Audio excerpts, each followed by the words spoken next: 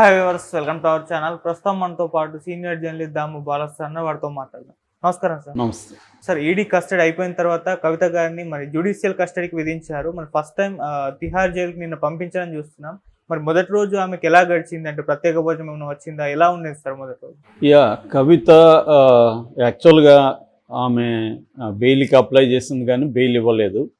Bail ఇవ్వడానికి counter ED time అడిగింది. So April 1కి మళ్ళీ విచారణ ఉంది. ఏప్రిల్ 1లో ఆమెకి బెయిల్ ఏమన్నా వస్తుందా రాదని తేలుతుంది. బట్ ఆమెకు కస్టడీ అయితే 9వ తేదీ వరకు కస్టడీ ఇచ్చింది. ఈ కాంటెక్స్లో కవిత తరపున అడ్వకేటు కొన్ని సౌకర్యాలు కావాలని కోర్టులో పిటిషన్ వేశాడు. ఆ సౌకర్యాలు కోర్టు కావేరి బవేజా ఆమె జడ్జి గారు, రౌస్ అవెన్యూ కోర్టు, సో అది శాంక్షన్ చేసింది. అందులో ప్రధానంగా ఏంటంటే ఆమెకు బెడ్, తర్వాత బెడ్షీట్లు అవి, దాని తర్వాత బట్టలు, దాని తర్వాత ఇంటి నుంచి భోజనం, పుస్తకాలు, బంగారు ఆభరణాలు, పెన్ను, పేపర్లు ఇవి రాసుకోవడానికి, ఇవి ప్రధానంగా. అయితే నిన్న మనకు తెలిసిందేమంటే 1 డే అయిపోయింది కాబట్టి 1 డే కవిత ఫస్ట్ డే ఎలా ఉన్నింది మామూలుగా జైల్లో.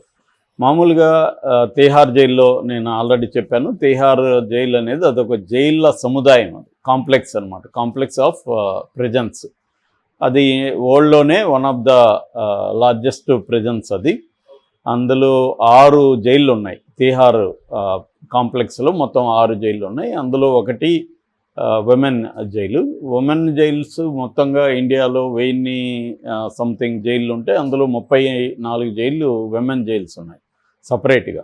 మిగతా ఉమెన్ ఖైదీలనేమో మెన్ జైల్స్లోనే సపరేట్ బ్లాక్లో పెడతారన్నమాట. కానీ ఈమెను సపరేట్ ఉమెన్ జైల్లోకి తీసుకెళ్లారు నిన్న. ఉమెన్ జైల్లో కూడా పరిస్థితులు ఎలా ఉంటాయంటే వాళ్ళ సెల్స్ ఉంటాయి. సెల్స్లో 10 మంది నుంచి 20 మంది 30 మంది అలాగా ఉంటుందన్నమాట. మరీ చిన్న సెల్స్ అనేవి తక్కువ ఉంటాయి, ఎక్కువగా పెద్ద సెల్లే ఉంటాయి. సో కవితని ఏం చేశారంటే నిన్న సాధారణ విమెన్ ప్రిజనర్స్ ఉన్న జైల్లోనే పెట్టినట్టుగా, సెల్లోనే పెట్టినట్టుగా చెప్తున్నారు. మామూలుగా ఏం జరుగుతుంటుందంటే జైల్లో ఫస్ట్ వెళ్ళినప్పుడు మనం చెక్ చేసి మన దగ్గర ఉన్న డబ్బులు, బంగారు ఇవన్నీ తీసుకుంటారు. కానీ ఈమెను చెక్ చేసినప్పుడు ఈమె గోల్డ్ అవన్నీ పెట్టుకోవచ్చు కాబట్టి కోర్టు నుంచి అది లాయర్ తీసుకెళ్ళి ఇస్తాడు కాబట్టి అట్లాగే కోర్టు నుంచి మెయిల్లో కూడా వాళ్ళకి వెళ్తుంది జైల్లో. సో దాన్ని బట్టి వాళ్ళు ఏమేమి అలో చేయొచ్చు అని, బట్టలు అలో చేయొచ్చు, గోల్డ్ అలో చేయొచ్చు కాబట్టి అవి 2 అలో చేశారు. అట్లాగే ఆమెకి అక్కడ సహాయకులు వెళ్ళారు కాబట్టి వాళ్ళు బెడ్స్ అవన్నీ కూడా, బెడ్షీట్లు, పెన్, ఇవి అడిగిన వస్తువులన్నీ కూడా తీసుకెళ్లారు. ముఖ్యంగా కవిత అంతకుముందు ఈడీ ఆఫీసులో ఉన్నప్పుడు కూడా పుస్తకాలు చదువుకుంటునింది మధ్యలో. ఎందుకంటే వాళ్ళు ఇంట్రాగేషన్ అనేది ఏముంటుంది 10 to 6 మధ్యలో కూడా బ్రేక్ ఉంటుంది. మిగతా టైం అంతా ఆమె ఖాళీగానే ఉంటుంది కదా.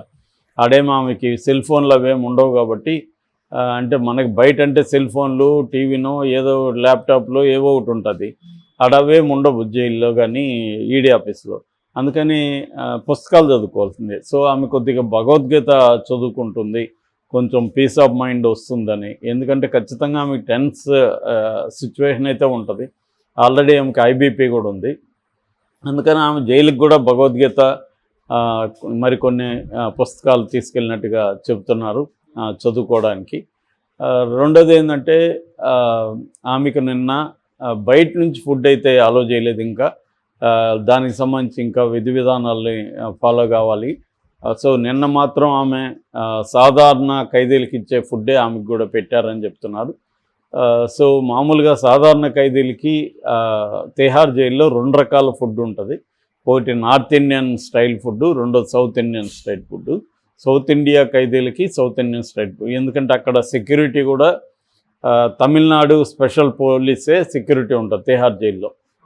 ఎందుకంటే తిహార్ జైల్లో గతంలో కూడా అనేక వైలెంట్ యాక్టివిటీస్ జరిగాయి. అందులో సెక్యూరిటీ కూడా కుమ్మక్కయ్యారని ఇది వచ్చింది. గతంలో ఒక గ్యాంగ్స్టర్ని కూడా తిహార్ జైల్లో ఓపెన్గా చంపారు. అప్పుడు సెక్యూరిటీని సహాయం చేసిందన్నారు. అందుకని నార్త్ ఇండియా సెక్యూరిటీ కాకుండా హిందీ సరిగా రాని తమిళ వాళ్ళని అక్కడ పెట్టారనమాట. సో ఈ క్రమంలో ఆమెకు సౌత్ ఇండియన్ ఫుడ్ నిన్న పెట్టినట్టుగా ఉంది. ఆమె చాలా లైట్గానే ఫుడ్ తీసుకునింది. ఎందుకంటే ఆమె సపరేట్ ఫుడ్ కోరుకోవడం ఏంటంటే ఆమె ఒక రకమైన డైట్ ఫాలో అవుతుంటుంది. చాలామంది రాజకీయ నాయకులు ఈ మధ్య డైట్ ఫాలో అవుతుంటారు. మనకు తెలుసు, జగన్ ఫాలో అవుతాడు, చంద్రబాబు ఫాలో అవుతాడు. ఇలాగా ఒక డైట్ ప్లాన్ ఉంటుంది వాళ్ళకి. డేలో ఏమేమి తీసుకోవాలి అంటే ఫ్రూట్స్ కావచ్చు, నట్స్ కావచ్చు, సీరియల్స్ కావచ్చు, కాయగూరలు కావచ్చు, ఇవన్నీ కూడా ఏ క్వాంటిటీలో ఎంత తీసుకోవాలి, ఎప్పుడెప్పుడు ఎంత తీసుకోవాలని ఒక డైట్ ప్లాన్ ఉంటుంది. రెండోది బీపీ, ఆమెకు బీపీ ఉంది కాబట్టి బీపీకి సంబంధించిన సాల్ట్ తక్కువ ఉన్న ఫుడ్, బీపీకి ని కొద్దిగా తగ్గించే ఫుడ్స్ తీసుకోవాలి. రెండోది ట్యాబ్లెట్లు వేసుకుంటుంది కాబట్టి ట్యాబ్లెట్ల వల్ల వచ్చే సైడ్ ఎఫెక్ట్స్ కోసం కొంత ఫ్రూట్స్, వెజిటబుల్స్ అవి తీసుకోవడం ఇవన్నీ ఉంటుంది. మామూలుగా అయితే అవన్నీ ఆమెకి నిన్నైతే అవేమి లేవు. ఓన్లీ ఇది కొద్దిగా అంటే ప్యాక్డ్ ఫుడ్ అయితే అలో చేస్తారనమాట. మిగతా కుక్కుడు ఫుడ్ బయట నుంచి అలో చేయాలంటే ఖచ్చితంగా డాక్టర్ చెక్ చేయకుండా, కోర్టు చెప్పినా కూడా అక్కడ జైలు డాక్టర్ చెక్ చేసి పంపిస్తారు. అంటే ఎవరైనా తిని చూస్తారు ఇట్లాంటి వాళ్ళకి ముఖ్యంగా. ఎందుకంటే బయట నుంచి ఫుడ్ వచ్చినప్పుడు బయట దాంట్లో ఏమన్నా ఫుడ్లో ఏమన్నా కలిసి ఉంటే అది ఆమె ఆరోగ్యం మీద ఇస్తే రేపొద్దున జైలు అధికారులు బాధ్యత తీసుకోవాలి. అంటే జైల్లో ఏంటంటే జైలు మాన్యువల్ ఉంటుంది. ఆ జైలు మాన్యువల్ ప్రకారం ఫుడ్ విషయంలో కూడా చాలా క్లియర్గా ఉంటుంది. ఎందుకంటే నేను ఫస్ట్ జైలుకి వెళ్ళినప్పుడు జైలు మాన్యువల్ అడిగితే ఇవ్వలేదు. అప్పుడు నేను జడ్జి గారికి చెప్తానని ఆయన బెదిరిస్తే 1 వీక్ తర్వాత ఇచ్చాడు నాకు మాన్యువల్. ఆ మాన్యువల్లో చూసినప్పుడు నేను షాక్ అయినాను నిజానికి. ఎందుకంటే ప్రతిదీ కొలతలతో ఉంటుంది. ఒక మనిషికి ఎంత మిరప్పొడి ఉండాలి, ఎంత పప్పు వేయాలి, పర్ వీక్ ఎంత మాంసం, ఉడికిన మాంసం 200 గ్రాములు ఉండేది అప్పట్లో.